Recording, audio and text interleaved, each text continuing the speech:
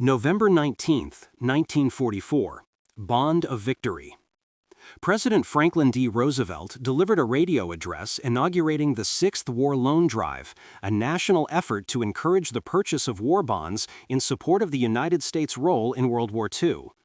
In his statement, Roosevelt emphasized that while not everyone could serve on the battlefield or produce weapons and raw materials, every man, woman, and child could contribute financially through the purchase of war bonds. He noted that the war in that month of November alone would cost the nation $7.5 billion, or $250 million a day. This war loan campaign, officially running from November 20th to December 16, 1944, represented the sixth in a series of national fundraising drives by the U.S. Treasury. The Sixth War Loan was distinctive for its timing. The Allied forces had landed at Normandy earlier in June, and the European theater was entering its final phases. The need to maintain momentum in production, financing, and civilian morale remained critical. The drive sought to convert the elevated national awareness of war expenses into new investments in government debt, thereby supplying essential funds for military operations, equipment procurement, logistics, and sustaining the enormous daily cost of war. The campaign's structure combined financial instruments, national propaganda, and local community mobilization.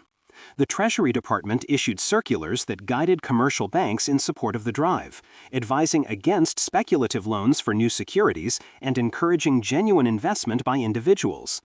Meanwhile, popular media, radio networks, motion pictures, and print advertising collaborated to generate widespread public engagement. In Roosevelt's address, he directly linked the bond drive to the idea of democracy in action, stating that the nationwide effort demonstrated civic cooperation during a global conflict.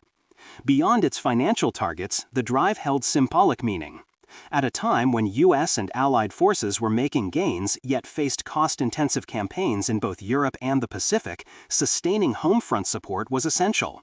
The bond drive acted as both a funding mechanism and a morale builder, reinforcing the idea that every citizen had a role in the war effort. It also maintained unity of purpose on the home front by transforming the abstract cost of war into tangible acts of participation through bond purchases. Financially, the Sixth War Loan Drive achieved one of the highest totals among wartime campaigns. Contemporary accounts indicate that approximately $21.6 billion was raised nationwide during the drive. This total reflected both the continuing strength of the bond program and the willingness of the public and institutions to supply resources even in the later, more expensive phase of the war. The success of the drive helped sustain U.S. military operations and eased some pressure on taxation and borrowing by channeling civilian savings into government debt. The account of the Sixth War Loan Drive also highlights the interaction between finance, communication, and national policy during wartime. Roosevelt's radio statement exemplified the direct appeal to citizens, turning fiscal necessity into patriotic duty. The drive's organizational design, community quotas, coordination with banks, and broad media campaigns illustrated how the Treasury Department integrated financial planning with mass communication and civic participation. These components deepened civilian involvement in wartime budgeting and government policy. In summary, the November 19, 1944 launch of the Sixth War Loan Drive marked an important moment in U.S. wartime finance and citizen mobilization. It demonstrated that the financial backing of the conflict relied not only on government issuance and war industry output, but also on the active participation of ordinary Americans.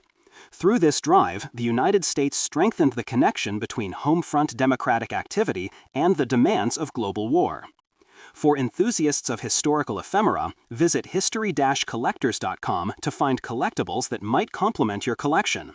You can own a piece of history.